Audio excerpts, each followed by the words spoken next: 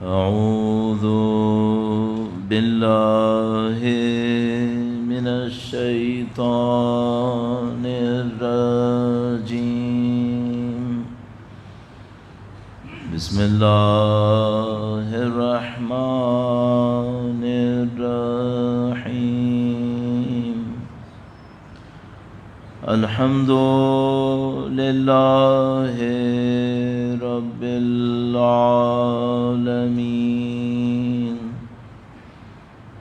والصلاة والسلام على سيد الأنبياء والمرسلين، حبيب إله العالمين أبي القاسم محمد. صل على محمد وعجل فرجه وعلى آله الطيبين الطاهرين، سيما بقية الله في الأراضين. قال الله تعالى في كتابه الكريم: بسم الله الرحمن الرحيم. أم حسبت أن أصحاب الكهف والرقيم كانوا من آياتنا عجبا. درود بھیجے گا محمد وآل محمد. صلی علی محمد محمد وعجل فرجہ. خدا مثال کا انتہائی لطف و کرم، انتہائی احسان. انسان کے پاس جو سب سے بڑی نعمت ہو سکتی ہے وہ شعور کی نعمت ہے. انسان اس شعور سے اپنے خدا کو پہچانتا ہے، نبی کو پہچانتا ہے، اپنی توانائیوں کو، اپنے انجام کو خدا مختار شعور سے پہچانتا ہے. اگر انسان اس شعور کو صحیح استعمال کر لے، یہ حقیقتیں اس کے سامنے آنا شروع ہو جاتی ہیں، واضح ہو جاتی ہیں، اس پہ عمل کرتا ہے.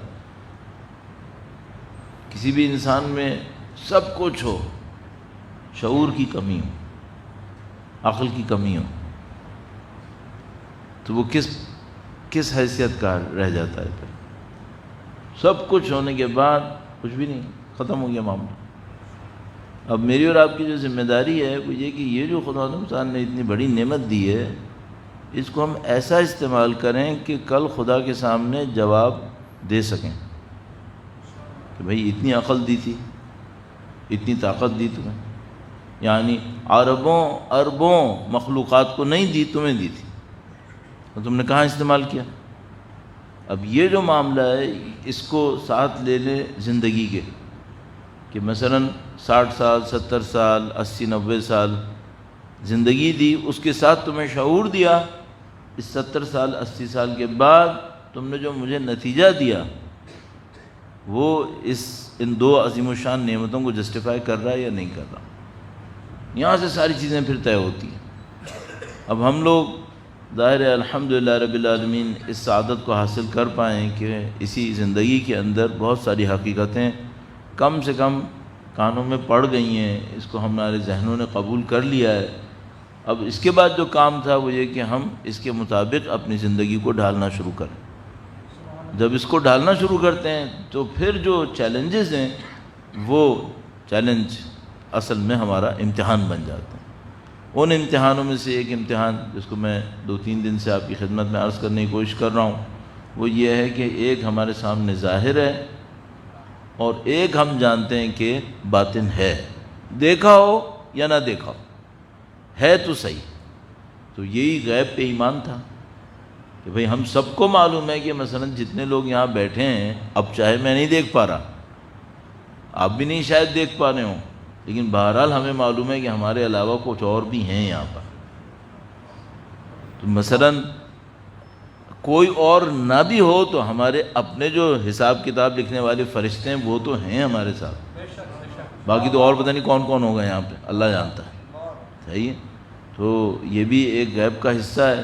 مانتے بھی ہیں لیکن اس کے مطابق زندگی ڈھلے کیسے، اس میں سارا معاملہ تھا. تو چند نکات عرض ہوئے تھے. آج ایک اور نقطے کی طرف بڑھتے ہیں انشاءاللہ تعالی. خدا تعالی لطف فرمائے گا. درود بھیجے گا محمد و آل محمد صلی علی محمد آل محمد وعجل فرجهم. جو ایک دو دن میں بات ہوئی آپ کے سامنے وہ یہ کہ بھائی سکون کیسے نصیب ہوتا ہے، اس کا ایک ظاہر ہے، اس کا ایک باطن. دوسرے دن یہ بات ہوئی کہ کامیابی ہم کسے کہتے ہیں، اس کا ایک ظاہر ہے اور اس کا ایک باطن بھی ہے. بحمدللہ رب العالمین ہم لوگ جو مکتب اہل بیت کے ماننے والے ہیں، ہمارے سامنے جو مثالیں خدا متعال نے قائم کی ہیں معصومین کے ذریعے سے، ان کو دیکھتے ہوئے اس معاملے کو سمجھنا کوئی مشکل کام نہیں ہے. بہت آسان ہے کہ ایک ظاہر ہوتا ہے ایک باطن، اور کوئی ضرورت نہیں ہے کہ ظاہر اس باطن کو صحیح طریقے سے بتا دے. نہیں، ایسا نہیں ہوتا، بہت دفعہ نہیں ہوتا. مثلا وہ جو مشہور و معروف شعر ہے، اگر میں شعر صحیح پڑھ لوں، وہ یہ کہ سجاد اسیر جور ہوئے، افسوس کسی نے یہ نہ کہا، یہ پاؤں ستون کعبہ ہے. اللہ، یہ پاؤں ستون کعبہ. اچھا، یہ شاعر نے مبالغہ آرائی نہیں کی ہے. خود امام معصوم نے فرمایا انل مکۃ والمنی، انہوں نے فرمایا میں ہوں. جو تقدس ہے وہ کہاں سے آیا ہے؟ کسی بھی چیز کا تقدس اللہ کے نمائندے کے ذریعے سے حاصل ہوتا ہے. کیوں امام نے عالی مقام نے ارشاد فرمایا کہ کیا ان لکڑیوں کے ڈھیر پر بیٹھ کر میں کچھ کہوں؟ اگر امام کے وجود مقدس کی تائید نہ ہو تو منبر بھی لکڑیوں کا ڈھیر ہے. پھر اب ہم لوگ جو ان تمام واقعات کو بچپن سے سنتے آئے، ہمیں سمجھنے میں مشکل ہے کہ ظاہر اور باطن میں فرق ہوتا ہے. ظاہر میں کیا ہے؟ ظاہر میں یہ ہے کہ دس بستہ معذرت کے ساتھ قیدی توق اور زنجیروں میں جکڑے ہوئے. اور باطن میں کیا ہے؟ باطن میں ہے کہ یہ ستون کعبہ ہے. باطن ستون کعبہ ہے. یہ فرق ہم لوگوں کو الحمدللہ رب العالمین اہل بیت کی سیرت کو سننے کے نتیجے میں کچھ نہ کچھ پتہ ہے. صرف ایک مشکل ہے، جب اپنی زندگی میں آتے ہیں تو پتہ نہیں کیوں اس کو بھول جاتے ہیں. پھر کیا کرتے ہیں؟ پھر زیادہ تر یہ کرتے ہیں کہ بس ظاہر کے اوپر ہی محنت کرتے رہتے ہیں، اور وہ جو باطن کے اندر ہمیں محنت کر لینی چاہیے تھی وہ پتہ نہیں کیوں ہمارے دماغ سے نکل جاتا ہے کہ بھائی وہ کام جو تھا وہ اس کو بھی ہمیں دیکھنا تھا. اچھا، اب میرا آج جو سوال ہے اور جس کو میں عرض کرنے کی کوشش کروں گا وہ بالکل طالب علموں والا، سادہ طالب علموں والا سوال ہے.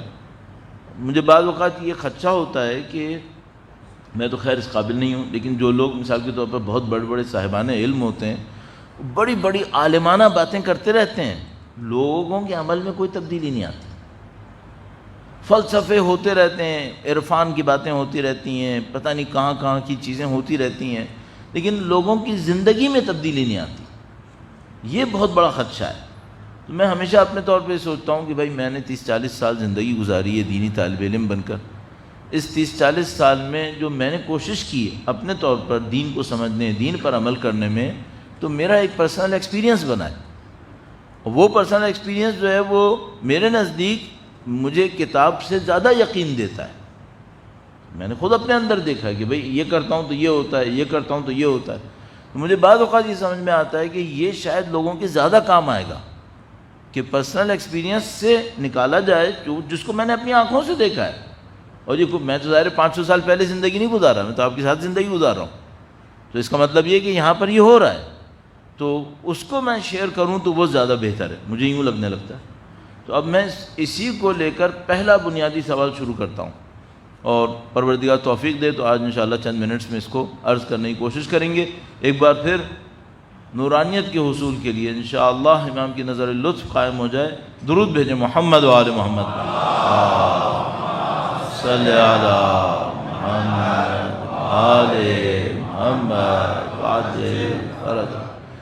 کئی دن سے سوچ رہا تھا کہ آپ یعنی جب بھی آیا یہاں پر 2 دن پہلے تو میں سوچا تھا کہ عرض کروں گا، شاید پہلے بھی کہہ چکا ہوں گا، جب ہم لوگ خطبے سے پہلے فاتحہ پڑھتے ہیں معمولاً پبلک اس کو اتنا سیریس نہیں لیتی، تو مثلاً کبھی ایسا بھی ہوتا ہے کہ مثلا ہم لوگ بھی تھوڑا سیٹل ہو رہے ہوتے ہیں تو چلو فاتحہ پڑھ لی تاکہ لوگ تھوڑا سیٹل ہو جائیں، لوگ بھی مثلا ٹھیک ہے مولانا نے فاتحہ کیا ہی دیا ہے تو ٹھیک ہے۔ اب اچھا اس فاتحہ کا یہاں پہ کردار ہے کیا؟ مثلا کیا میں نے آپ سے یہ کہا تھا اپنے مرحومین کے لیے فاتحہ پڑھیں؟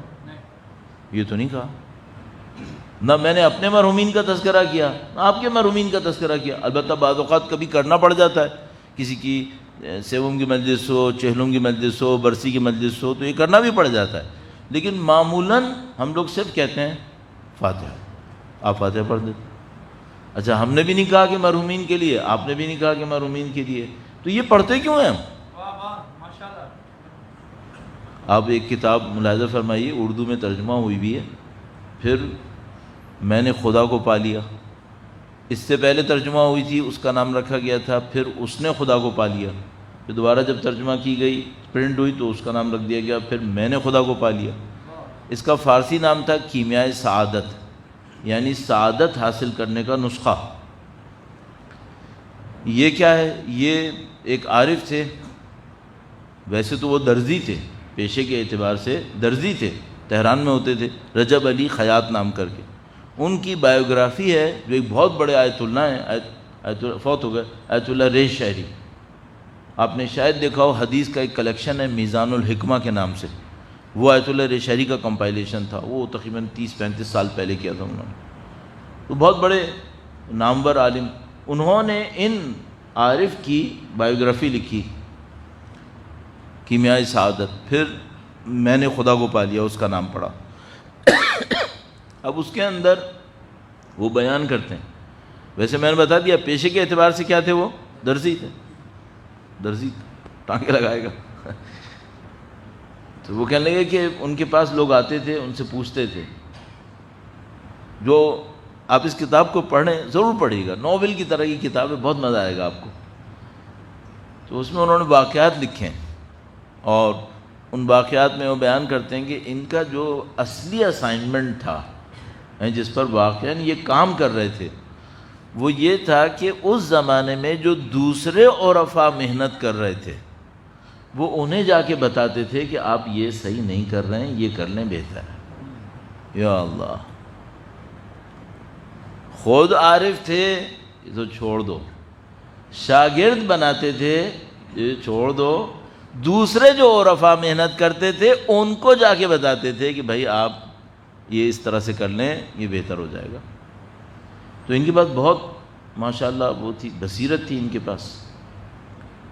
جب کوئی ان کے پاس آتا تھا کہ آقا صاحب یہ معاملہ ہے، آپ مجھے کچھ مدد کریں، اب ظاہر کچھ لوگ ان کے جان پہچان کے بھی تھے، بہت سارے لوگ تو بالکل نہیں جانتے ہوں گے، ظاہر درزی آدمی ہے اس کو کوئی کیا جانے گا، لیکن بہرحال لوگ جانتے بھی تھے۔ تو جو آتے تھے کوئی تو یہ بیٹھے ہوتے تھے اپنے شاگردوں یا جاننے والوں کے ساتھ، تو وہ سب سے کہتے تھے فاتحہ پڑھو، فاتحہ پڑھو، وہی کسی مرحومین کے لیے نہیں، کچھ نہیں، فاتحہ پڑھو۔ تو کسی نے ان سے پوچھا کہ بھائی یہ فاتحہ آپ کیوں پڑھواتے ہیں شروع میں؟ جب کوئی آتا ہے سوال کرتا ہے آپ پہلے کہتے ہیں فاتحہ پڑھو، تو اس سے کیا ہوتا ہے؟ تو انہوں نے لکھا ہوا اس کتاب کے اندر کہ اگر اجتماعی فاتحہ پڑھی جاتی ہے تو جیسے یہ فاتحہ کا مطلب ہوتا ہے شروع کرنے والی، کھولنے والی، تو فاتحۃ الکتاب کہتے ہیں اسے، یعنی جس سے کتاب کھلتی ہے، شروع ہوتی ہے۔ تو وہ کہنے لگے کہ جب اجتماعی طور پہ صحیح فاتحہ پڑھی جاتی ہے تو گویا آسمان سے علم کے دروازے کھل جاتے ہیں۔ اللہ اکبر، اگر صحیح فاتحہ پڑھ لیں تو آسمان سے علم کے دروازے، حقیقت کے دروازے کھلنا شروع ہو جاتے ہیں۔ اس خاطر مجلس کے شروع میں فاتحہ پڑھواتے ہیں، اور یہ سنت مجھے نہیں معلوم کس نے قائم کی ہے، مجھے نہیں معلوم، لیکن میں تو جب سے بچپنے سے دیکھ رہا ہوں سب یہی کرتے ہیں. جب میں پڑھنا شروع کیا تو مجھے بھی لوگوں نے یہ سمجھایا کہ بھائی تم فاتحہ پڑھوانا. تو پہلے تو مجھے بھی سمجھ میں نہیں آیا کہ بھائی کیوں سب پڑھوا رہے ہیں تو آپ بھی پڑھوا لیں. ہم نے کہا ٹھیک ہے، ہم لڑنے کی کیا ضرورت، سب پڑھوا رہے ہیں تو ہم بھی پڑھوا لیں گے. لیکن بعد میں مجھے سمجھ میں آیا کہ بھائی یہ معاملہ یہ ہے. اب مشکل ساری یہ ہے کہ فاتحہ تو رہ گئی ہے لیکن لاجک نہیں رہی. یہ لوگوں کو سمجھ میں نہیں آ رہا کہ یہ فاتحہ کیوں ہے. اب لوگوں کے ذہن میں یہی ہوگا کہ ٹھیک ہے بس ذرا شروع اسٹارٹ لینے کے لیے کچھ تو چاہیے ہوتا ہے. نعوذ باللہ، ایسا نہیں ہے. یہ بہت میننگ فل ہے، اس کے اوپر محنت کرنی پڑے گی. اسی طرح خطبے کے دوران ہم یہاں خطبہ پڑھ رہے ہوتے ہیں، کبھی تو ایسا ہوتا ہے کہ خود پڑھنے والا بھی لوگ بازاروں میں ہوتے ہیں، گھروں میں ہوتے ہیں، دکانوں میں ہوتے ہیں، گاڑی کہاں پارک کی ہے، وہاں سے یہاں تک واپس کیسے جانا ہے. یہ جو خطبہ پڑھا گیا تھا یہ آسمان کے دروازے کھلنے کے بعد پڑھا گیا تھا. یعنی جب وہ کھل جائے تو ہم خدا سے کہیں خدا ہے تیرے بندے ہیں، تیرے نبی اور ان کی اولاد کے ماننے والے ہیں. اب یہ سب مس ہو رہا ہے چونکہ ہم یہ نہیں سمجھ رہے. ہمیں سوچنا پڑے گا کہ پروڈکٹیوٹی بڑھے گی کیسے، ہماری زندگی کی، ہمارے مجالس کی، ہمارے کام کی. تو اگر ہم ان چھوٹی چھوٹی چیزوں کے اوپر صحیح طریقے سے توجہ دیں تو میرے خیال میں پروڈکٹیوٹی بہت بڑھ جائے گی ہماری. تو انشاءاللہ یہ درود کا معاملہ بھی ایسے ہی ہے، کئی مرتبہ عرض کر چکا ہوں، لہذا مزید عرض نہیں کروں گا. درود بھیجے گا محمد وآل محمد صلی علی محمد آل محمد عاجل فرج. یہ تو بات بیچ میں آ گئی. اب وہ جو پہلا سوال تھا وہ یہ تھا، وہ یہ کہ بھائی ہم اپنی زندگی میں بہت سارے لوگوں سے ملتے ہیں، ہزاروں شاید لاکھوں لوگوں سے ملتے ہیں. اچھا ہم سب کو یہ اچھی طرح پتہ ہے کہ بھائی دو آدمی ابھی تک جیسا اندازے میں کہتے ہیں، شاید سائنس کے اعتبار سے اتنا پرفیکٹ نہ ہو یہ بات، لیکن بہرحال کہتے ہیں کہ مثلا جیسے دو آدمیوں کے فنگر پرنٹس ایک جیسے نہیں ہیں. کہتے ہو تو ایسے ہی. میرا خیال ہے میں نے کہیں پڑھا ہے کہ یہ بات بہت اوتھینٹک نہیں ہے، ایک سے زیادہ ہو سکتے ہیں، میرا خیال ہے، میں نے کہیں پڑھا ہے، لیکن میری فیلڈ نہیں ہے لہٰذا میں اس میں رائے نہیں دے سکتا. یا مثلا آنکھوں کا جو ریٹینا کہتے ہیں، میرا خیال میں مثلا کہتے ہیں سب کے ڈفرینٹ ہوتے ہیں، شاید ممکن ہے بعد میں پتہ چلے نہیں یہ بھی ایک جیسے ہو سکتے ہیں. تو ہم سب لوگوں میں بہت ساری شباہتیں ہیں، لیکن پھر بھی بہت ساری چیزوں میں ہم سب مختلف ہیں، اور پتہ نہیں کس کس چیز میں، ڈی این اے میں، اس میں اس میں، پتہ نہیں کیا کیا. اسی طرح ہم سب کے اندر ہم سب کو اچھی طرح پتہ ہے وہ یہ کہ ہم میں معنوی اختلافات بھی ہیں. اختلافات یعنی درجات. مثلا سب ایک ہی بات کے ماننے والے ایک ہی معنوی درجے پہ ہوں گے کیا؟ نہیں ہوں گے. کیوں؟ کسی کا ایمان کچھ ہوگا، کسی کا عمل کچھ ہوگا. ایمان اور عمل صالح یہی تو دو چیزیں ہیں جو انسان کو درجہ دیتی ہیں. تو وہ ایمان کے لاکھوں درجات ہوں گے، لاکھوں بھی کم کہہ رہا ہوں، شاید کروڑوں درجات ہوں گے، عمل کے کروڑوں درجات ہو سکتے ہیں. اس اعتبار سے سب کی زندگی مختلف ہوگی. تو اب ہمیں نہیں معلوم واقعاً جس طرح فنگر پرنٹ ڈفرینٹ ہوتے ہیں، ریٹینا ڈفرینٹ ہوتا ہے، ڈی این اے ڈفرینٹ ہوتا ہے، آیا واقعاً انسانوں کی کوئی اسپریچول آئیڈینٹی بھی ہوتی ہے کہ وہ ایک اور چیز ہوتی ہے؟ تو یہ ہمیں نہیں معلوم، حقیقت یہ ہے، مجھے نہیں معلوم. لیکن یہ سمجھ میں آتا ہے کہ بھئی ہم اپنی زندگی میں جب لوگوں کے درمیان موو کرتے ہیں تو ہم یہ آسانی سے سمجھ لیتے ہیں کہ کچھ لوگ بہرحال تھوڑے سے مختلف ہیں اور کچھ لوگ نیگیٹو میں تھوڑے سے مختلف ہو رہے ہیں. یہ کیوں ہوتا ہے؟ کیا خدا کسی کو پیدائشی عارف بنائے گا اور کسی کو پیدائشی نعوذ باللہ تعالی فاسق بنائے گا؟ یہ تو نہیں ہو سکتا. یہ جبر اگر خدا نے متعال انسانوں کی خلقت میں اس حد پہ ڈال دے تو پھر تو جزا و سزا کا معاملہ ہی ختم ہو جائے گا. ہاں یہ ہو سکتا ہے کہ ایک آدمی پیدا ہو کسی خاص بیک گراؤنڈ کے اندر، اس کے اندر شروع سے اچھائی کی ٹینڈنسی ہو، تمایل ہو، یہ ہو سکتا ہے. تو اب اگر وہ خراب ہوا تو اس کو سزا زیادہ ملے گی. اور یہ ہو سکتا ہے کہ کوئی شخص ایسے ماحول میں پیدا ہو جہاں پر تمایل ٹینڈنسی شروع سے خراب ہونے کی ہو، اب اگر یہ اچھا ہو گیا خیر اس کو انعام پہ زیادہ ملے گا، یہ پاسبل ہے. لیکن یہ ہم کہیں کہ خدا نے پہلے سے حتمی فیصلے کے تحت ایک کو عارف بنا دیا ایک کو فاسق بنا دیا، نہیں، یہ نہیں ہو سکتا، یہ نہیں ہو سکتا۔ اس کا مطلب کیا ہے؟ جو کچھ ہے اپنے ہاتھ میں ہے، جو کچھ ہے یہیں پر۔ اچھا اب میں یہ کہوں کہ نہیں میرے بالغ ہونے سے پہلے طے ہو چکا تھا، اگر یہ ہوا تو وہ وہی ہے جیسے میرے پیدا ہونے سے پہلے ہو چکا تھا، میرا تو کردار نہیں تھا۔ اس کا مطلب ہے حتیٰ میرے بلوغ سے پہلے بھی جو کچھ گزرا ہے وہ بھی میرے مقدر کو طے نہیں کر سکتا۔ یعنی مقدر کون طے کرے گا فائنلی بالآخر؟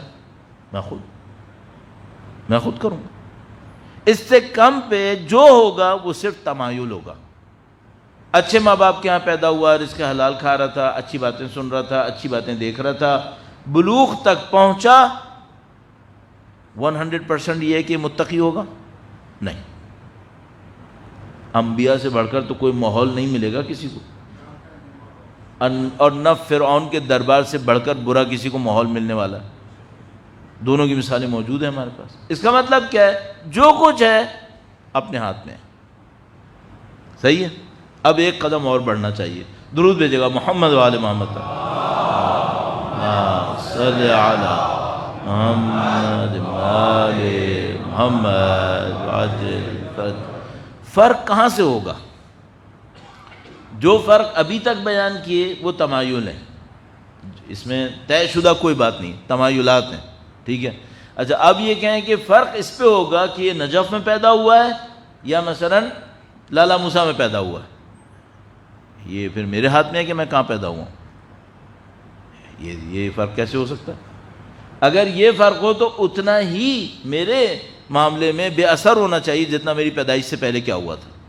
میرا کیا اثر کہ میں کہاں پیدا ہوا تھا، کس خاندان میں پیدا ہوا تھا۔ تمایل تو ہو سکتا ہے، فیصلہ نہیں ہو سکتا۔ فیصلہ ہونا کہاں سے شروع ہوتا ہے؟ صحیح ہے۔ اچھا اب ایک اور بات بھی ہمیں سوچنی پڑے گی، یہ جو فیصلے کی کہانی ہے یہ مرتے دم تک کہیں پر بھی مڑ سکتی ہے۔ قبول ہے نا یہ بات؟ مرتے دم تک توبہ کا امکان ہے یا نہیں ہے؟ مرتے دم تک کفر کا امکان ہے یا نہیں ہے؟ طے شدہ باتیں ہیں، کوئی چیز مبہم نہیں ہے، سب بالکل کلیئر۔ فرق کہاں پہ آتا ہے؟ کہاں سے شروع ہوتا ہے معاملہ؟ مثلا ایک آدمی اچھا ہونا شروع ہوتا ہے، اسٹارٹنگ پوائنٹ کیا ہے؟ ایک آدمی برا ہونا شروع ہوتا ہے، بھائی کوئی پہلی رات سے تو فرعون نہیں بنتا ہے، نہ کوئی پہلی رات سے مثلا عارف ولی اللہ بن جاتا ہے، کوئی اسٹارٹنگ پوائنٹ ہوگا۔ اچھا ایک اور مشکل بھی ہے، ہم سب کو معلوم ہے، یہ سب باتیں متفق ہیں نا، ہم سب کو معلوم ہے بہت دفعہ ایسا ہوتا ہے ایک بندے کی ساری اٹھان غلط ہوتی ہے، ساری اٹھان غلط ہوتی ہے، ایک ٹرننگ پوائنٹ آتا ہے، اب جو ٹرن مارا تو پتہ نہیں کہاں پہنچ گیا، پتہ نہیں کتنے واقعات، کہانیاں، روایات ہمارے پاس اس کے اوپر موجود ہیں۔ پازیٹیو میں بھی بڑی اچھی اٹھان تھی، ایک جگہ سے جو گرا تو پتہ نہیں کہاں چلا گیا، اور نیگیٹو میں بھی بڑی بری اٹھان تھی، پھر ایک جگہ سے مڑا تو پتہ نہیں کتنی اچھی جگہ چلا گیا۔ صحیح ہے؟ یہ کیا معاملہ ہے؟ اچھا آپ سے پوچھتا ہوں، یہ معاملہ سمجھنا اہم ہے یا نہیں ہے؟ اور ہماری ساری معنویت اس کے اوپر گھوم رہی ہے۔ اچھا یہاں پر بھی تھوڑی سی باریکی میں اور چلے جائیں۔ ایک آپ لوگ انگلش میں لفظ استعمال کرتے ہیں نا، ٹریگر۔ تو مثال کے طور پر کسی کے ہاتھ میں کسی اچھی چیز کا ٹریگر سوچوں، بندوق کا ہی کیوں سوچوں، کوئی پازیٹیو چیز سوچیں جس میں ایک ٹریگر ہوتا ہو۔ تو مثال کے طور پر اس نے ایک سسٹم ہے، اس میں ایک ٹریگر ہے، اس نے سسٹم کا ٹریگر دبا دیا، پہلے سیکنڈ میں سارے نتائج مل جائیں گے؟ نہیں، ممکن ہے سسٹم میں پروسیسنگ ہو 10 منٹ، 15 منٹ، آدھے گھنٹے، ممکن ہے 6 مہینے کے بعد رزلٹ ملے۔ اب سوچیں مثلا ایک پائپ لائن ہے جو مثلا 2000 کلومیٹر جا رہی ہے، صحیح ہے، یہاں پہ اس کا ٹیپ لگا ہوا ہے، بڑا سا ایک والو، ٹھیک ہے، آپ نے یہاں سے اس پائپ لائن کا والو کھولا، 2000 کلومیٹر کے بعد وہ لیکوڈ باہر نکلے گا، صحیح ہے، ٹریگر تو آپ ہی نے کیا تھا نا۔ لیکن نکلتے نکلتے شاید مثلا ٹائم لگائے، کئی گھنٹے لگاتے جس اسپیڈ سے وہ لیکوڈ ٹریول کرے گا. صحیح ہے. یہ بھی ہمیں پتہ ہے کہ بعض اوقات ایسا نہیں ہوتا کہ برائی ہوئی ابھی اثر مل گیا، نہیں ہوتا، ٹریگر ہوتا ہے. بعض اوقات یہ بھی ہوتا ہے کہ اچھائی ہوئی فوراً اثر ملا، لیکن بعض اوقات ایسا نہیں ہوتا. بعض اوقات اچھائی ہوتی ہے، اس نے صرف ٹریگر کیا ہوتا ہے، اسٹارٹ دیا ہوتا ہے، نتیجہ اس نے بعد میں دینا ہوتا ہے. صحیح ہے. تو اب مجھے دونوں چیزوں کو سمجھنا چاہیے اپنی زندگی کے اندر. نمبر 1، وہ اچھائی برائی کون سی ہوتی ہے جو کھٹ سے نتیجہ دے دیتی ہے، کھڑے کھڑے. آج رات ایک واقعہ ہوا، کل صبح بندہ عارف ہے. اور وہ کون سی اچھائیاں ہوتی ہیں جو ٹریگر کرتی ہیں، انسان پیس پکڑ لیتا ہے، لائن پکڑ لیتا ہے، اچھائی کی طرف مثلا چلنا شروع ہو گیا. صحیح. اب یہ امپورٹنٹ کام ہے، پہلے اس کو سمجھنا پھر اس کے اوپر عمل کرنا. صحیح ہے.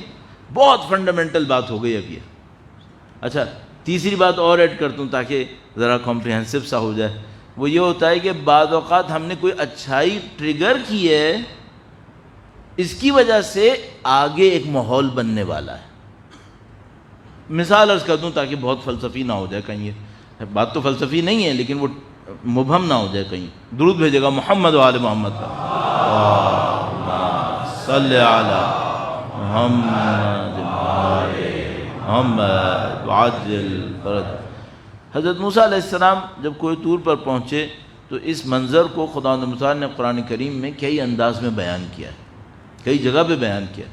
تو ایک جگہ پہ خداوند متعال نے ارشاد فرمایا کہ ہم نے حضرت موسیٰ سے کہا کہ جئتا اعلی قدریں یا موسیٰ، اے موسیٰ آپ حساب کتاب کے ساتھ یہاں پہ آئے ہیں.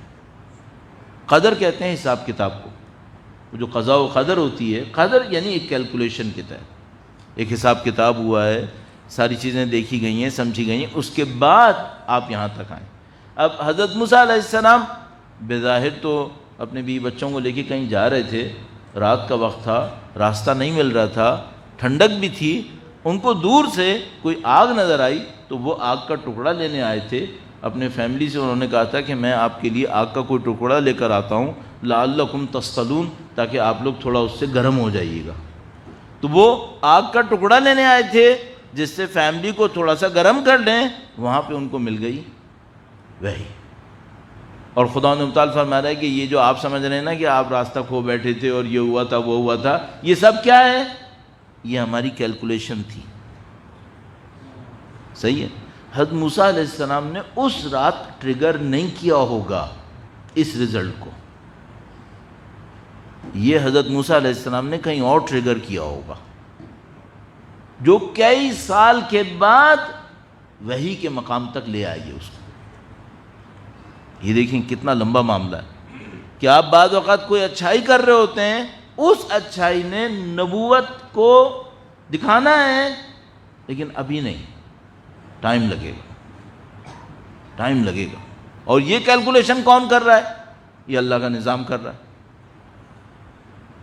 اب اس کی کتنی مثالیں آپ کے سامنے ہیں کہ بھئی مثلا حضرت خضر کے ساتھ ملاقات ہوئی تو حضرت خضر نے ان کو دکھایا کہ دیکھو کیلکولیشنز ہوتی ہیں، یہ رینڈم کوئی کام نہیں ہو رہا ہوتا. یا مثلا وہ جو واقعہ لکھا ہے کہ حضرت موسیٰ علیہ السلام جب حضرت خضر کو ڈھونڈنے گئے تو ایک مچھلی تھی جس نے ایک راستے کو تبدیل کیا تھا اور وہ اس کو مس کر گئے تھے، وہ آگے چلے گئے تھے، پھر واپس آئے. انہوں نے کہا تو ہمیں تو یاد رکھنا چاہیے تھا. یہ اس کا مطلب ہے ساری چیزیں کوئی کیلکولیشن کے تحت ہو رہی ہوتی ہیں. ہم نے ٹریگر کبھی کیا ہوتا ہے، ہوتا کبھی اور ہے. صحیح. یہ کیا ہو رہا ہے؟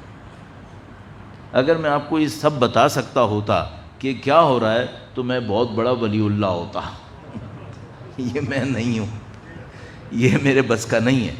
میں نے صرف یہ چاہا کہ آپ کے سامنے ٹاپک کھولے کہ بھائی یہ ہے معاملہ یہاں، اور یہ ظاہر میں ہے یا باطن میں ہے. اتنا باطن میں ہے کہ حضرت موسیٰ علیہ السلام بھی آگ لینے گئے تھے اور آ گئی وحی. فَخْلَعْنَ عَلَيْكَ إِنَّكَ بِالْوَادِ الْمُقَدَّسِ طُوًى. اے موسیٰ اپنے 2 جوتے اتار دیں، آپ ایک مقدس وادی میں داخل ہو چکے۔ یا اللہ، ہم لوگ کیسے اچھائی ٹریگر کریں اور کیسے برائی کے ٹریگر کو بچائیں اپنے آپ سے، یہ کیا معاملہ ہے؟ میں نے کہا اگر مجھے پتا ہوتا تو بہت بڑی بات تھی، نہیں پتا مجھے، لیکن میں کیا کروں گا، میں اس دیکھنے کی کوشش کروں گا، اپنے آپ کو دیکھتا ہوں تو کیا سمجھ میں آتا ہے یہ، اور دوسروں سے ظاہر ہے میں سیکھتا ہوں تو وہ کیا سکھا رہے ہیں اس بات کے اندر۔ اب میں نے آپ کا بہت وقت لگا دیا، یہ سارا مقدمہ عرض کر دیا، 10-15 منٹ میں اس کو بھی تھوڑا سا عرض کرنا ہے۔ درود بھیجے گا محمد و آل محمد،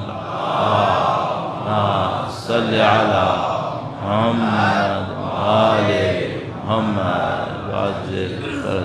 تھوڑا اپنی بات کی مارکیٹنگ کرنی پڑتی ہے نا، اگر ایسی کھٹ سے بول دوں گا تو لوگ نہیں مانیں گے، تو اس کو تھوڑا سا نکال کے لانا پڑتا ہے، سجا کے بتانا پڑتا ہے۔ ٹریگر کہاں سے ہوتا ہے؟ میں آپ سے ایک بات پوچھوں گا، یہ جو ٹریگر ہوتا ہوگا اس میں جسم زیادہ اہم ہوتا ہوگا یا دماغ زیادہ اہم ہوتا ہوگا؟ فکر، بھئی جسم تو خود تابع ہے دماغ کے، فکر کے، اس کا مطلب ہے کہیں نہ کہیں کھیل فکر کا ہے۔ جسم تو خود تابع ہے، اس کو کیا کر لے گا، ہاتھ خود سے تو کچھ نہیں کر سکتا، سوائے یہ کہ مثلا جب وہ قیامت ہوگی تو وہ گواہی دے گا اور وہ انسان تڑپ کے کہے گا کہ لما شہدتم علینا، تم نے میرے خلاف کیوں گواہی دے دی؟ تو وہ کہیں گے کہ ہمیں تو اس خدا نے بولنا سکھایا جس نے سب کو بولنا سکھایا تھا، خدا نے حکم دیا تھا اس لیے گواہی دی۔ تو یہ بات کا معاملہ ہے۔ ابھی کیا ہے؟ ابھی یہ ہے کہ یہ ہمارے کنٹرول میں ہے، اس کا مطلب یہ ہے کہ معاملہ ذہن کا ہے۔ اچھا، میں اپنے ذہن کے ساتھ کیا کروں کہ یہ اچھائی کو ٹریگر کر دے، یہ برائی پہ نہ جائے، اور کب کیا کرتا ہوں کہ پھر یہ بدبخت اچھائی پہ نہیں جاتا ہے، پھر یہ برائی پہ ہی جاتا ہے؟ صحیح ہے؟ اب پہلے تو میں وہ عرض کروں جو بہت واضح ہے، بہت واضح، ٹھیک ہے، اور تبرکاً امام کا قول میں نوٹ کر کے لایا ہوں، وہ میں آپ کی خدمت میں عرض کروں گا۔ بچپن سے آپ سنتے آ رہے ہیں لیکن عبارت شاید کم سنی ہو، تو میں وہ عبارت بھی عرض کر دوں، ایسا نہ ہو کہ میں مس کر دوں۔ درود بھیجیں محمد و آل محمد۔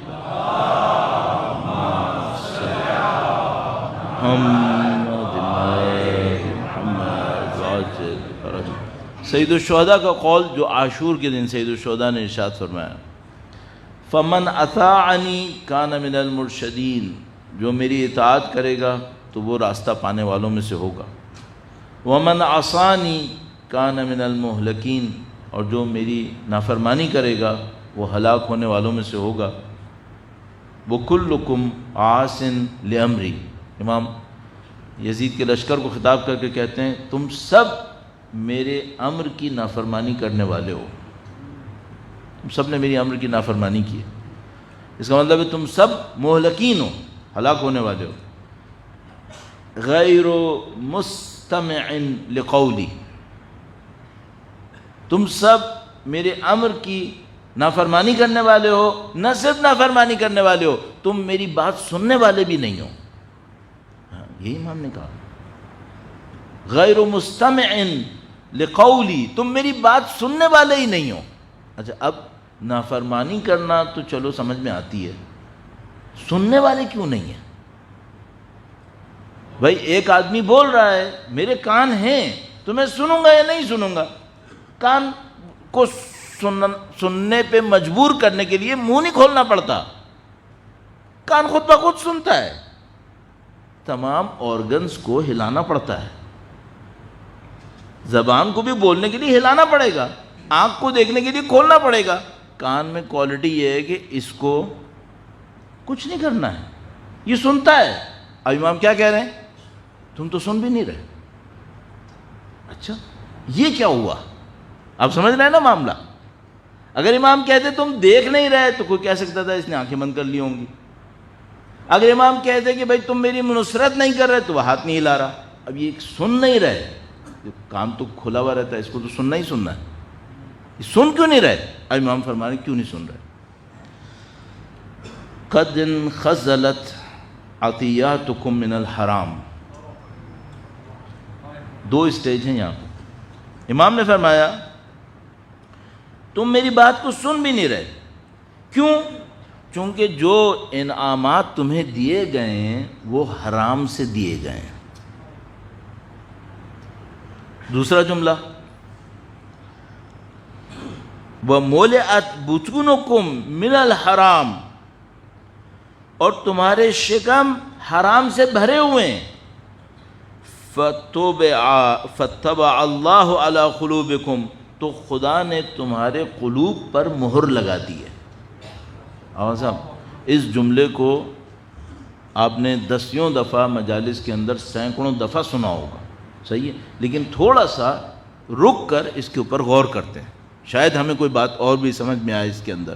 درود بھیجے گا محمد و آل محمد پر، اللہم صلی علی محمد محمد وعجل فرج۔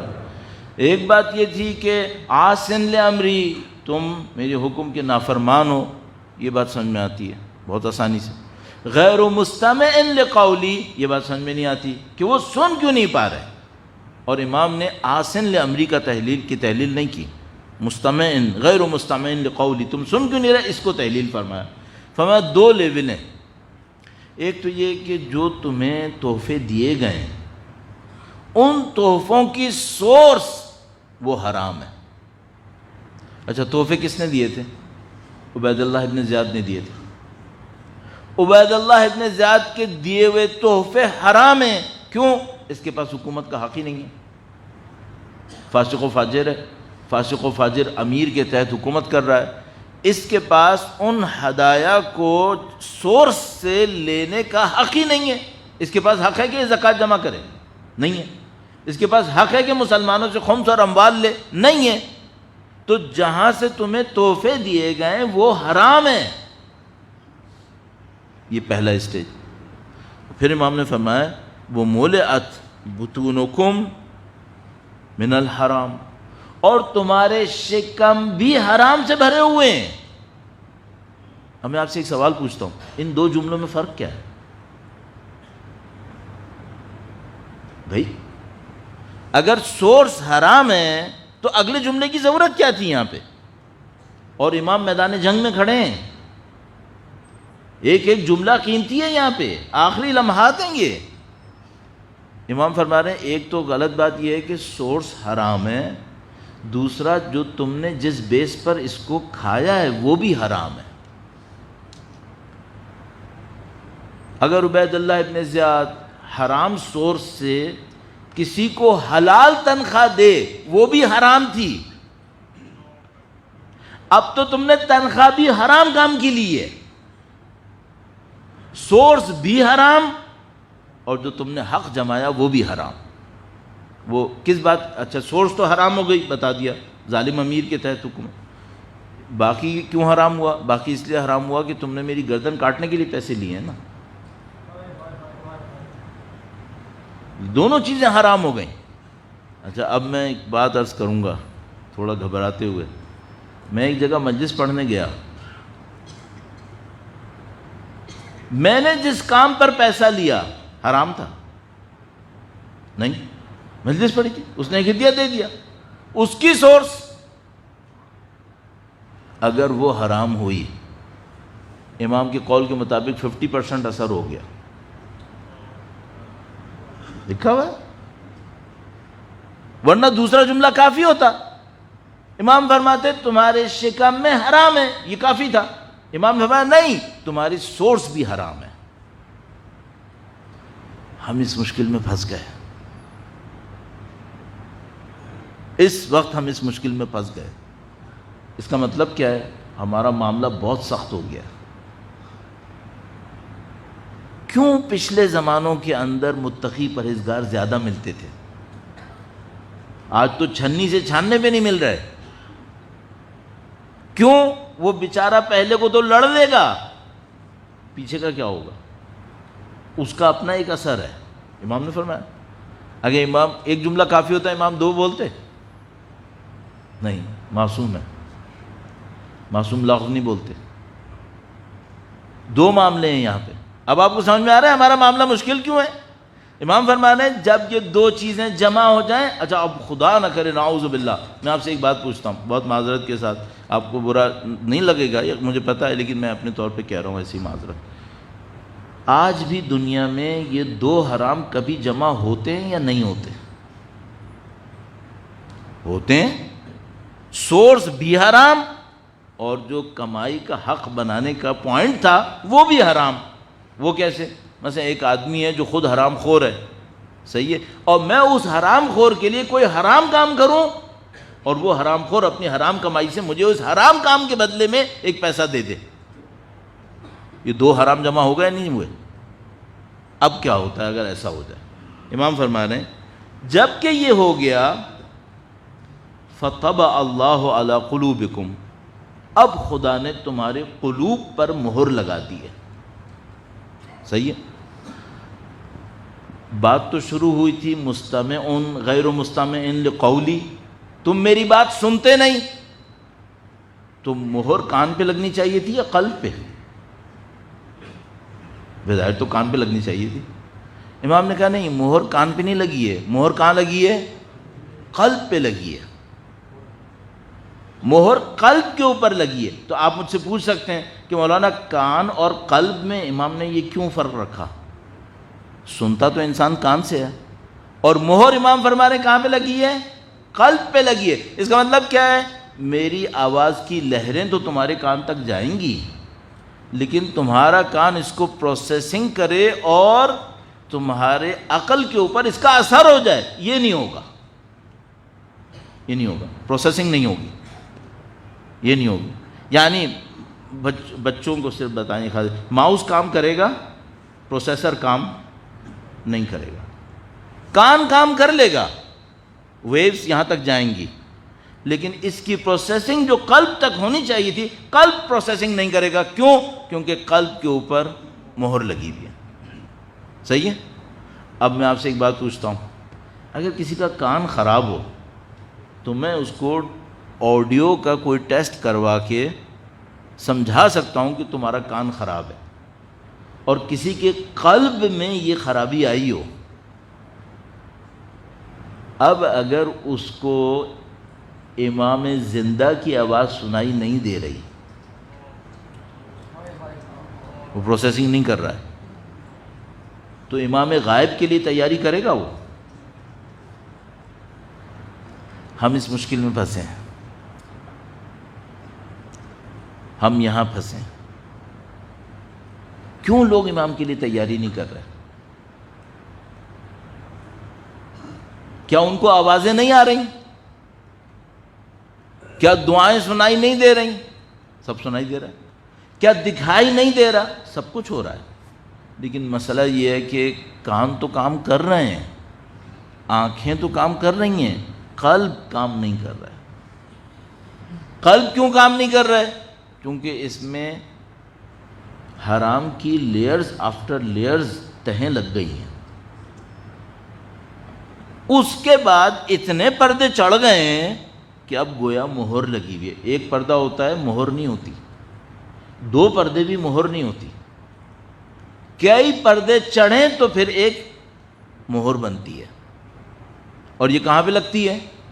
قلب کے اوپر۔ اس کو ضرور ذہن میں رکھیے گا۔ دیکھیے امام اذن کہہ سکتے تھے، امام نے قلب کہا ہے، اس پہ بہت محنت کرنی پڑے گی ہمیں، اور آپ کو قلب کسے کہتے ہیں؟ قلب پروسیسنگ یونٹ ہے ہماری اسپریچویلٹی کا۔ اگر یہ پروسیسنگ یونٹ خراب ہوتا ہے، اسے کوئی بات سمجھ میں نہیں آتی، اس کو صرف پیسہ سمجھ میں آتا ہے، اس کو صرف طاقت سمجھ میں آتی ہے، اس کو صرف شہرت سمجھ میں آتی ہے، اس کو باقی دنیا کی بھلائیاں برائیاں سب سمجھ میں آتی ہیں، روح کی کوئی برائی بھلائی اس کو سمجھ میں نہیں آتی۔ ایک ٹریگر ہونے کا پوائنٹ سمجھ میں آ گیا آپ کو؟ واضح ہے بالکل۔ درود بھیجے گا محمد و آل محمد پر، صلی علی محمد آل محمد وعجل فرج۔ اس خاطر ہماری روایتوں میں بے پناہ اصرار ہے کہ بھائی حلال کماؤ، حلال کماؤ۔ اب آپ مجھ سے پوچھ سکتے ہیں، چونکہ میں آپ کے ساتھ زندگی گزار رہا ہوں، وہ یہ کہ مولانا کیا یہ دونوں لیول پر حلال کمانا آج ممکن ہے؟ نہیں ہے، بہت مشکل ہے، تقریباً ناممکن، تقریباً۔ کیوں؟ میں شاید اس کو ایشور کر لوں کہ میں نے جس حق کی بنیاد پر پیسہ لیا ہو وہ حلال ہو، لیکن میں اس کو انشور نہیں کر پاؤں گا کہ دینے والے نے جس سورس سے پیسہ دیا ہے وہ حلال ہے۔ میں پلاٹ بیچتا ہوں، پروجیکٹ کرتا ہوں، پلاٹ بیچتا ہوں۔ ایک آدمی آ رہا ہے، اہل بیت کا ماننے والا ہے، نماز پڑھتا ہے، سارے کام کر رہا ہے، مجھ سے کہتا ہے مجھے اپنی کالونی میں پلاٹ دے دو۔ چلو میں چیک کر لوں گا، بھئی فاسق نہ ہو، فاجر نہ ہو، یہ نہ کرے وہ نہ کرے۔ بعد میں اس کو میں نے پلاٹ بیچ دیا۔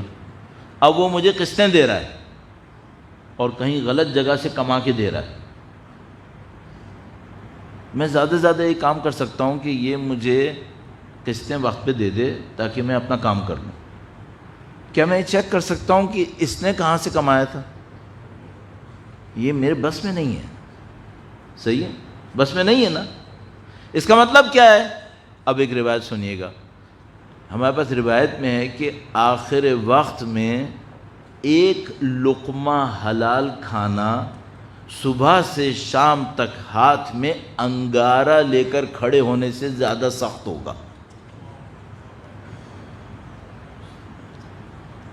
آ گیا وہ ٹائم یا نہیں آیا؟ آ گیا۔ اب اگر کسی کو یہ سعادت مل جائے کہ دونوں لیول پر اس کا لقمہ حلال ہو جائے، اس کا مطلب کیا ہے؟ اس کا مطلب ہے کہ اس کے قلب کے اندر کوئی مہر نہیں ہے۔ اس کا مطلب کیا ہے؟ اس کی پروسیسنگ بالکل صحیح ہو گئی ہے۔ اچھا، قلب کی پروسیسنگ میں ایک خوبی ہے، میں نے آپ کا وقت تو لے لیا، اب میں ایک دو چار جملے اور عرض کر دوں قلب کی پروسیسنگ۔ یہ جو قلب ہے، یہ اگر پروسیسنگ صحیح کرتا ہے تو صرف پروسیسنگ صحیح نہیں کرتا، سورس آف نالج بھی ہوتا ہے۔ اس کی مثال شیشے کی ہے، صرف پروسیسنگ نہیں کرتا، ریفلیکشن بھی کرتا ہے۔ تو اگر کسی کا قلب پاکیزہ ہو تو صرف پروسیسنگ نہیں کرے گا کہ حدیث سمجھ میں آ رہی ہے، آیت سمجھ میں آ رہی ہے، واقعے سے عبرت سمجھ میں آ رہی ہے، فیصلہ صحیح کر رہا ہے، صرف یہ نہیں ہوگا، بلکہ extraordinary source of knowledge اس کے پاس ہوگی جو اس کو اعلیٰ حقائق خود بخود اس کے دل کے اوپر اتارتی رہیں گی۔ یہ سوئے گا بھی تو سیکھتا رہے گا، اس کی لرننگ ختم نہیں ہوتی، مسلسل سیکھتا رہتا ہے۔ کیوں؟ اس کا قلب صحیح کام کر رہا ہے، صحیح۔ اس خاطر ہمارے پاس اتنا اصرار ہے کہ حلال کماؤ، حلال کماؤ، کیونکہ اگر حلال نہیں کمایا پھر جو کرنا ہے کرتے رہو، قلب نے کام نہیں کرنا ہے۔ اب مثلا خدا نہ کرے، نعوذ باللہ، اب یہ جو مثال تو سامنے ہو گئی نا کربلا کی، اب یہ جو امام کو جنہوں نے کہا ہے کہ بھئی تمہارے دلوں پر مہر لگ گئی ہے، میں آپ سے ایک سوال پوچھتا ہوں، یہ اگر حافظ قرآن ہوا تو قرآن سے سیکھ پائے گا؟ تھے حافظ قرآن بھی نہیں تھے کیا؟ دشمن کے لشکر میں حافظ قرآن تھے، سیکھ پائے تھے؟ کھلی آئے کریمہ اطیعوا اللہ اطیعوا الرسول اولی الامر منکم، نہیں سیکھ پائے۔ عزیزان محترم، آپ کو اور مجھے اپنی زندگی میں معصوم کے لیے کوئی کام کرنا ہے تو ہمیں دو لیول جو حرام کے تھے، یا تو کوشش کریں کہ دونوں سے بچ جائیں، کم سے کم جو دوسرا لیول تھا اس سے تو بچ جائے۔ وہ جو دوسرا لیول تھا وہ کیا؟ میں تو حرام کی بنیاد پر نہ کھاؤں، ٹھیک ہے، جس نے مجھے دیا ہے اس کی سورس کا مجھے نہیں معلوم، میں کہاں سے چیک کروں؟ کم از کم جو اپنے والی سائڈ تھی اس کو تو صحیح کر لوں۔ اچھا، یہ میں آپ کی خدمت میں عرض کرتا چلوں، وہ یہ کہ اگر اپنی والی سائڈ صحیح ہوئی تو خدا، اور پوری صحیح ہوئی 100%، تو پھر خدا یہ کرے گا کہ پچھلے والی سائڈ کو وہ سنبھال لے گا،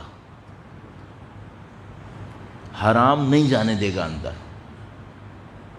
اگر ہماری والی سائڈ صحیح ہو گئی کہ ہم نے جس حق کی بنیاد پہ پیسہ لیا وہ 100% حلال ہوا، تو پچھلی والی سائڈ کو کہ اس کی سورس کیا تھی خدا سنبھال لے گا، وہ ہمیں غلط سورس سے پیسہ نہیں لینے دے گا، آئے گا بھی تو چلا جائے گا، اور اتنی بصیرت مل جائے گی کہ ہم وہاں جائیں گے ہی نہیں۔ یہ کب ہوگا؟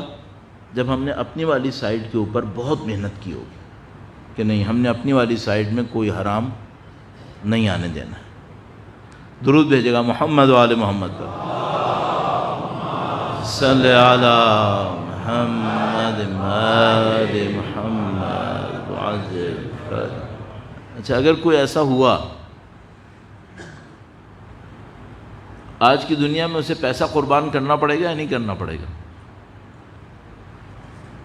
بہت ساری جگہ پہ قربانی دینی پڑے گی، کیونکہ حرام کے چینل بہت زیادہ ہوں گے اور اس طرح کے حلال کے چینلز کافی کم ہوں گے۔ اور روایت ہمارے پاس ہے، میں جو آپ سے کہہ رہا ہوں نا، میرا دل بیٹھ رہا ہے اندر اندر، حقیقت یہ میرا دل اندر اندر بیٹھ رہا ہے کہ کام کتنا سخت ہے، کام واقعاً سخت ہے۔ جتنا ہم دعائیں کرتے ہیں نا اپنے بچوں کے لیے کہ خدا ان کی روزی روزگار میں اضافہ کرے، ہم میں اتنی جرأت نہیں ہے کہ ہم خدا سے کہیں خدا یا ان کو صرف حلال دے، ہم میں جرأت نہیں، کیونکہ ہمیں پتہ ہے یہ غریب رہ جائیں گے، غربت اٹھانی پڑے گی۔ آج کون غربت اٹھانے کو تیار ہے؟ سب کو بحریہ ٹاؤن میں گھر چاہیے، حلال سے بھی آ سکتا ہے، ضروری نہیں ہے، نعوذ باللہ تعالی، حلال سے آ سکتا ہے، لیکن لوگ کیا سوچتے ہیں، حلال سے آئے یا حرام سے آئے۔ اس کو خدا متعال نے آیہ کریمہ میں کہا ہے کہ کچھ لوگ ہم سے کہتے ہیں ربنا آتنا فی الدنیا، ختم، اے خدا ہمیں دنیا میں دے، ختم، حسنہ دے یا غیر حسنہ دے اس سے کوئی غرض نہیں ہے، آخرت میں دے یا نہ دے اس سے بھی کوئی غرض نہیں ہے، دنیا میں دے دے۔ اچھا، آگے آیت میں خدا نے کیا لکھا ہوگا؟ پھر ہم اسے کچھ نہیں دیتے؟ نہیں، اگلی آیت میں لکھا ہے پھر ہم اس کو بھر بھر کے دیتے ہیں، پھر ہم اس کو دنیا میں بھر بھر کے دیتے ہیں، کیونکہ اس نے ہم سے یہی مانگا ہے۔ یہ میں نے تشریح کی ہے۔ آگے آیت میں لکھا پھر ہم اس کو دنیا میں پورا پورا دیتے ہیں، ختم، صحیح ہے۔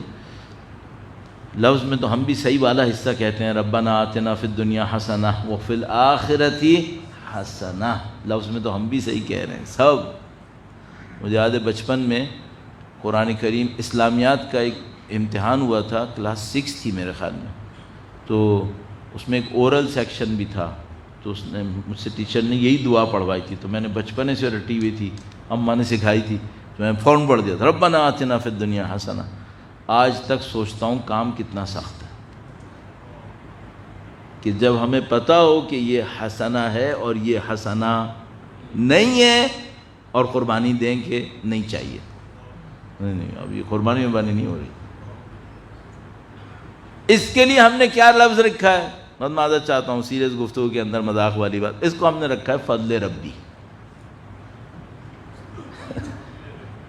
فضل ربی، ختم، اللہ، یہ فضل ربی ہے، فضل ربی حرام ہے۔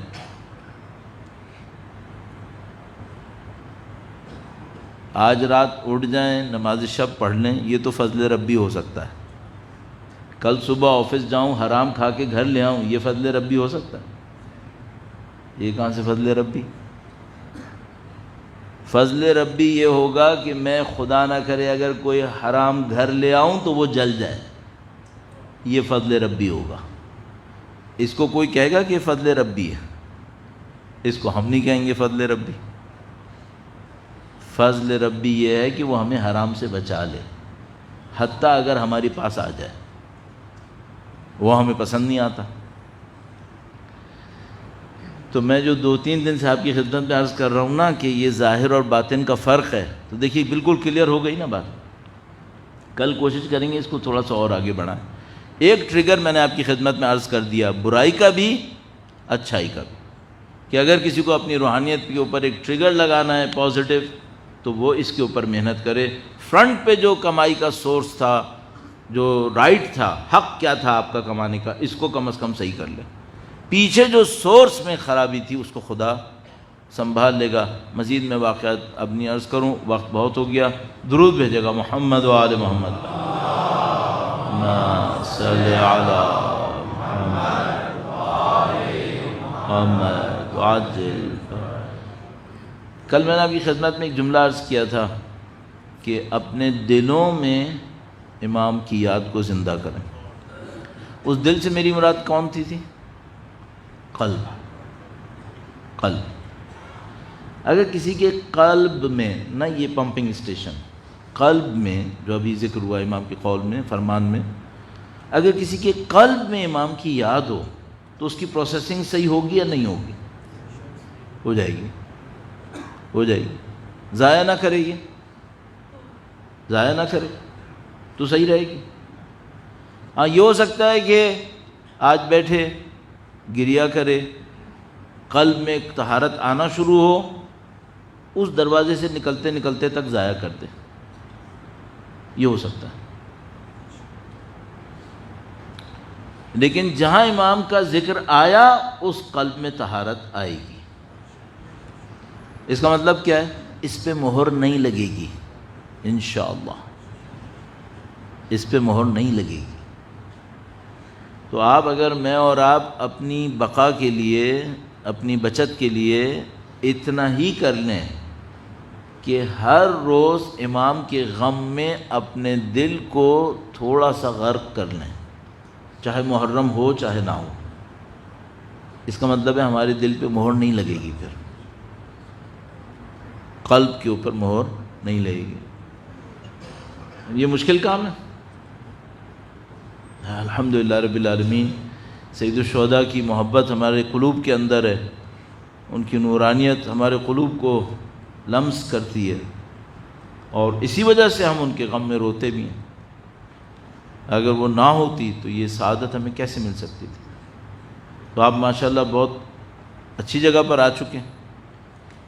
یعنی سمجھ لیں آدھے سے زیادہ کام تو ہمارے لیے ہو چکا ہے کہ امام کا مبارک پاکیزہ نام، ان کی محبت ہمارے دلوں میں آ گئی ہے. ہمیں اس کو لے کے چلنا. میں معذرت چاہ رہا ہوں، میں اندر سے میں خود اتنا اس وقت میرا دل گھبرا رہا ہے کہ یہ کام آسان نہیں ہے. لیکن پھر امید دلا رہا ہوں اپنے آپ کو اندر ہی اندر کہ امام اکیلا نہیں چھوڑیں گے. اللہ یا رسول اللہ یا علی. سید الشہداء اکیلا نہیں چھوڑیں گے. سید الشہداء اپنے چاہنے والے کو پہچانتے ہیں. جو سید الشہداء کے غم میں آنسو بہائے، کیا اسے امام نہیں جانتے؟ امام جانتے. اس کا مطلب ہے کام آسان ہو سکتا ہے. آپ الحمدللہ خدا متعال کے لطف و کرم سے اپنے والدین کی محنتوں کے نتیجے میں، پتہ نہیں کن کن لوگوں کی قربانیوں کے نتیجے میں اس محبت کے ساتھ زندگی گزار رہے ہیں. کل میں نے آپ کی خدمت میں سید الشہداء کے مصائب میں مولا علی اکبر کے مصائب کا تذکرہ کیا تھا. انسان اس لمحے کو سوچتا ہے تو بڑا عجیب سا لگتا ہے. آج میں ایسی سوچ رہا تھا کہ میں کون سے مصائب پڑھوں. میں بعض اوقات اپنے دل کو چھوڑ دیتا ہوں کہ دیکھو دل میں کیا آتا ہے مصائب پڑھنے کے لیے. بعض اوقات اس پہ ہمارے دوست ہم سے خفا بھی ہوتے ہیں، کہتے ہیں آج تاریخ یہ تھی، آپ نے مصائب کچھ اور پڑھ دیے. میں بعض اوقات سوچتا ہوں زبردستی سے تو مصائب نہیں پڑھ سکتا. میرے دل میں آنے دو. مجھے یہ غم اس وقت اچھا لگ رہا ہے بیان کرنا، تو مجھے ابھی اچھا لگ رہا ہے حضرت علی اصغر کا غم. مجھے یہ اچھا لگا. میں نے کل علی اکبر کا پڑھا ہے. شاید سید الشہداء یہ سوچتے ہوں کہ میرے ایک بیٹے کا پڑھا ہے، آج دوسرے بیٹے کا پڑھو. مولا ہم تو نوکر ہیں. خیر انشاءاللہ اگر یہ فخر نصیب ہو جائے ہم لوگوں کو.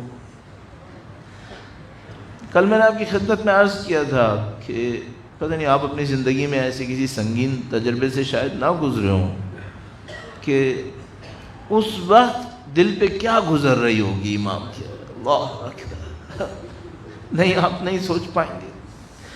آپ میں سے کچھ لوگوں نے اولاد کے جانے کا غم اٹھایا ہوگا. میں قسم کھا کے کہہ رہا ہوں، اگر کسی نے نہیں اٹھایا نا تو اس کو نہیں پتا یہ کیا ہے. یہ غم کچھ اور ہے. دنیا کے غم اس کے مقابلے میں کچھ بھی نہیں ہے. یہ غم کچھ اور ہے. اب سوچو سید الشہداء نے کتنا غم اٹھایا ہے.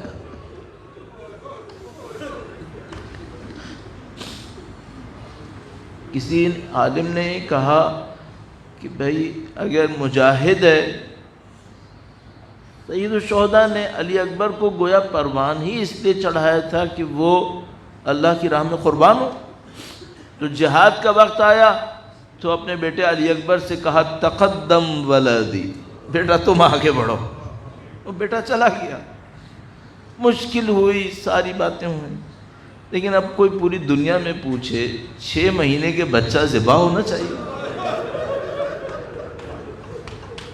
جوان ہو، میدان میں جائے، شمشیر چلائے، شمشیر لگے، زمین پہ گرے تو وہ چلو.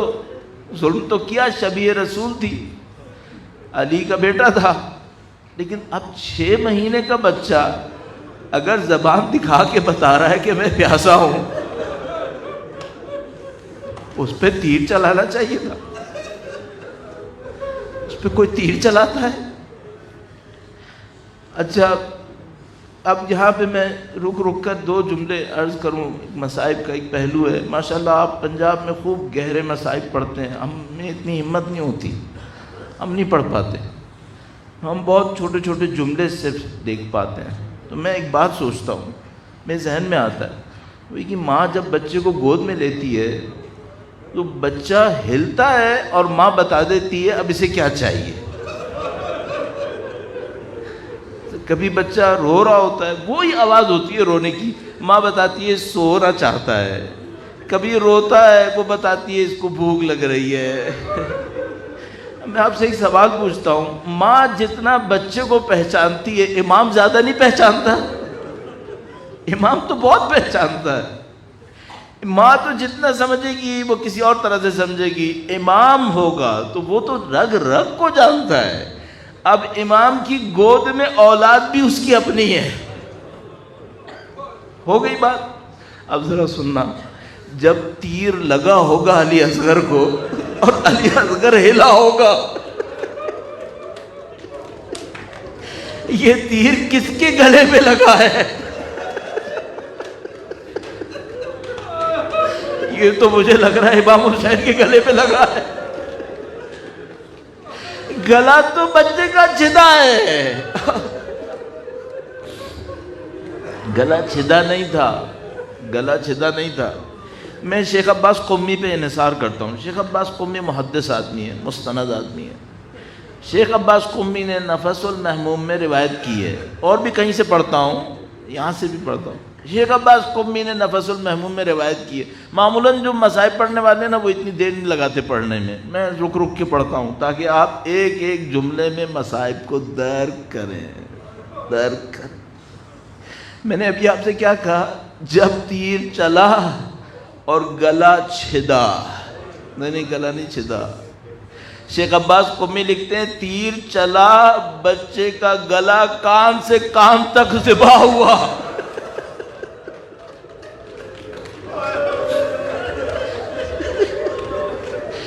تبھی تو شاید مادر علی اصغر نے کہا تھا کہ تیرے جیسے شیرخوار کہیں ذبح ہوتے ہیں، تو ذبح ہو گیا، تو ذبح ہو گیا. ابھی تو بہت ہو گئی بات، لیکن اب ایک جملہ اور کہنا ہے. میں شاید مجھے ثواب ملے گا، آپ کو بھی ثواب ملے گا انشاءاللہ، سب کو ہم ثواب ملے گا علی اصغر کے صدقے میں. یہ جو بچہ ہل رہا تھا نا، سید الشہداء کو پتا تھا میرے بیٹے کو تیر لگ گیا ہے. اب یہ جو بچے کا ہلنا تھا یہ مرحلوں میں تھا. پہلے وہ تکلیف سے ہلا ہوگا، پھر وہ پیاس سے ہلا ہوگا، پھر وہ موت کی آخری جھٹکی لے رہا ہوگا، اور امام کا قلب مظلوم اپنے بچے کے گلے کٹنے کو، اس کے پیاسے ہونے کو، اس کی موت کی جھٹکے کو احساس کر رہا ہوگا۔